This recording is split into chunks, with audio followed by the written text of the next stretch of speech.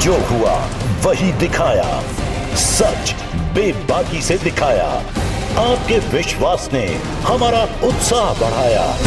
आपकी आवाज, आपका चैनल। 25 जनवरी को संविधान सम्मान यात्रा निकालेगी आजाद समाज पार्टी कांशीराम। रविवार को आजाद समाज पार्टी कांशीराम का कार्यकर्ता सम्मेलन प्रेस क्लब सभागार में जिलाध्यक्ष अजय कुमार के संयोजन में संपन्न हुआ। सम्मेलन को मुख्य अतिथि के रूप में संबोधित करते हुए राष्ट्रीय कोर कमेटी सदस्य डॉक्टर मोहम्मद आकिब ने कहा कि दलितों, पिछड़ों, मुसलमानों को एकजुट करने के लिए पार्टी द्वारा 25 जनवरी को राष्ट्रीय अध्यक्ष सांसद चंद्रशेखर आजाद के दिशा निर्देश में संविधान सम्मान यात्रा निकाली जाएगी। पार्टी को जमीनी स्तर पर मजबूत करने का आह्वान करते हुए डॉक्टर मोहम्मद आकिब ने कहा कि भाजपा लगातार संविधान को कमजोर कर रही है। महाकुंभ में मुसलमानों के प्रवेश, दुकान लगाने आदि पर रोक लगाया जाना संवैधानिक मूल्यों के विरुद्ध है। कहा कि जिस प्रकार से महाकुंभ में वीआईपी घाट बनवाए गए हैं, उससे स्पष्ट है कि भाजपा ने आस्था के महाकुंभ को अपने राजनीतिक दल का आयोजन बना दिया है। यह स्थितियां दुर्भाग्यपूर्ण हैं।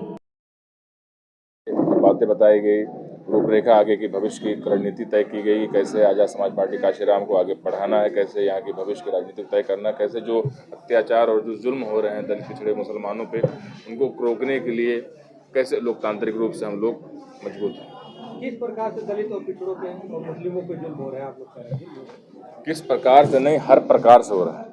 ये जो जुल्म और अत्याचार हो रहे हैं ये आज से नहीं हो रहे हैं, आज़ादी से पहले भी हो रहे थे और आज़ादी के बाद भी हो रहे हैं। आज़ादी के बाद ये हुआ कि इस भारत देश में संविधान के जरिए दलितों, पिछड़ों और मुसलमानों, अल्पसंख्यकों को, आदिवासी भाइयों को न्याय, सम्मान और समता का जो है भाव उनको प्राप्त होगा।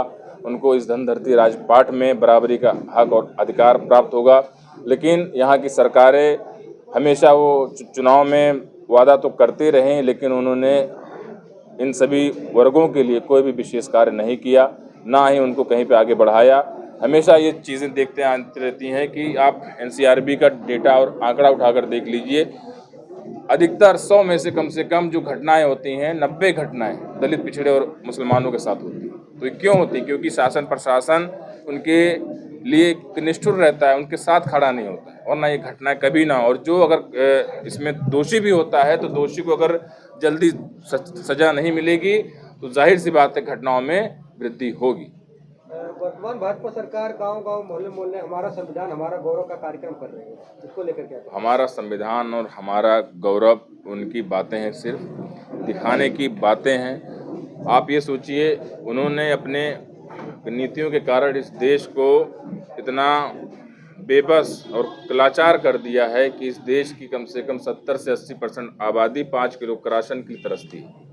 तो ये कौन सा गौरव है, कौन सा सम्मान है? बाबा साहब ने जो सम्मान और अधिकार के लिए जो उन्होंने संविधान में बनाया था, उसमें आर्टिकल जो दिए थे, उन आर्टिकलों में कितना काम हुआ है? ज़्यादा नहीं। आप संविधान के जो प्रथम पेज है, प्रस्तावना है, उस प्रस्तावना को इस देश में आज़ादी के बाद से कितना लागू किया गया है, उस प्रस्तावना में जो चीज़ें हैं, जो शब्द हैं, उन शब्दों पे कितना काम हुआ है, पूरे संविधान की दूर की बात है।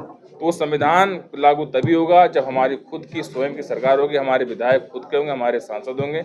इसी उपलक्ष्य में इस जिला स्तरीय कार्यकर्ता सम्मेलन के जरिए लोगों कार्यकर्ताओं में संदेश दिया गया, ये निर्देश दिया गया और ये चीज़ें बताई गई कि हम लोग एक होकर काम करना है, अपने संगठन, अपने इस जो है आजाद समाज पार्टी कांशीराम को आगे बढ़ाना है। संविधान पूरी तरीके से नहीं लागू हुआ है क्या?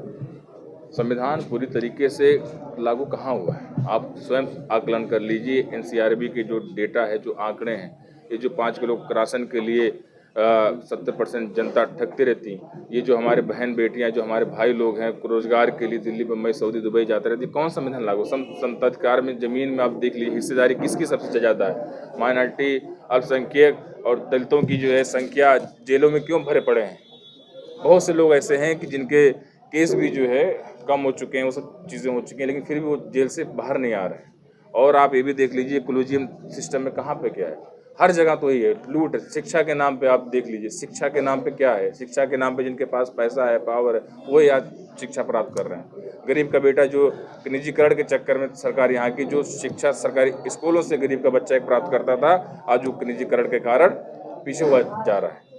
तो कौन सा संविधान लागू है?